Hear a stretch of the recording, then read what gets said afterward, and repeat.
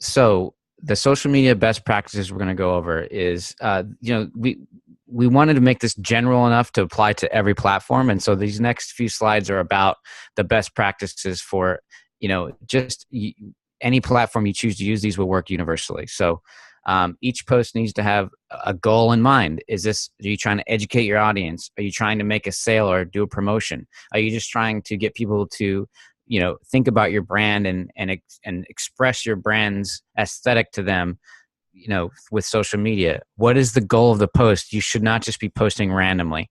And we recommend that you develop your weekly content strategy to do at least one of these a day. So that would mean like Mondays is education, Tuesdays is promotion, Wednesdays is brand loyalty, right? And it's easy to make your content strategy that way if you think of it in these categories. Here's an example. Being authentic is very important for social media. Social media is not traditional advertising. Social media is you connecting with your community.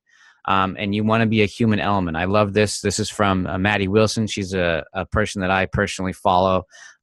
She's from Bonsai Vapors. She's obviously dressed up like the princess from Mario. So she's implanting her own personal, I would say, nerdiness in this post. And it makes people, it gives you that human element. And that's very important. You need to show your personality. Even if you think it's ridiculous, that's what's going to set you apart. Be interactive. So you can't see it in this post, but I took a snapshot of this because I thought it was so cool. What happens?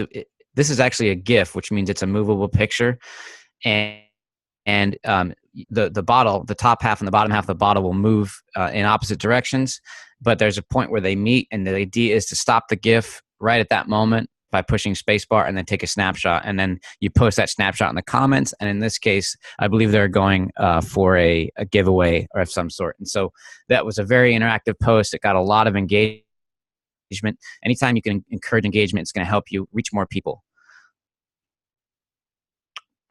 Trends and promotions. So one thing that is very important to keep in mind is that you want to have your regular schedule, but you want to be flexible enough to diverge from that regular schedule if there's a certain trend going on. Like, for instance, May the 4th be with you. Maybe you forgot about that promotion or that event that was happening in the outside world, something outside of external to vaping, right? So you want to be in those conversations, because that's another chance for you to get in front of people and to communicate that your brand is fun and interesting and engaging. And then another example is, I just heard about this the other day, is IHOP Day. So IHOP, International House of Pancakes, right? They changed their name to International House of Burgers, and a bunch of other brands sort of hopped on board and did their own like hamburger style post. This is from Black Unicorn. They took a picture. I think they went to IHOP and they took their vape gear and they took pictures of the hamburgers with that, and they were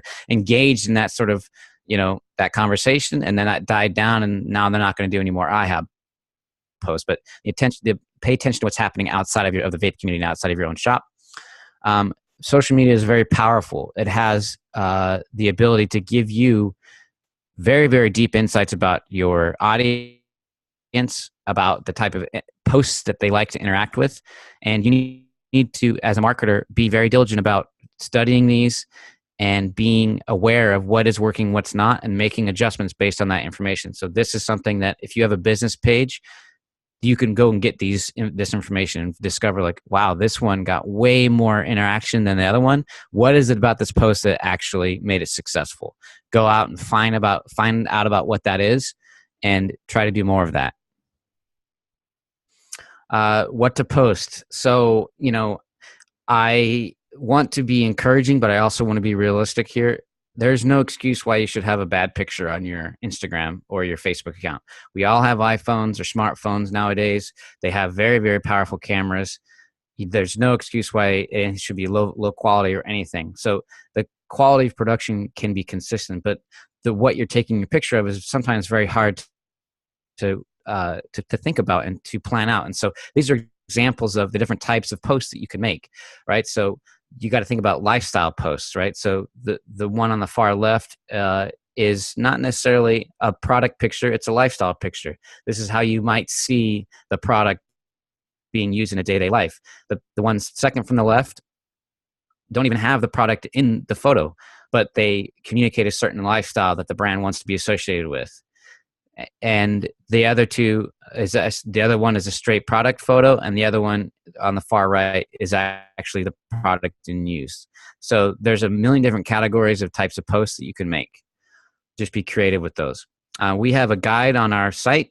It's called Vape Instagram Hashtags and How to Use Them. If you're confused about which hashtags to be using for Instagram or Facebook or Twitter, these rules apply to any platform. Go to our blog and read that article. We're updating it constantly. It gives you a very good guide about which hashtag you should be including in your posts.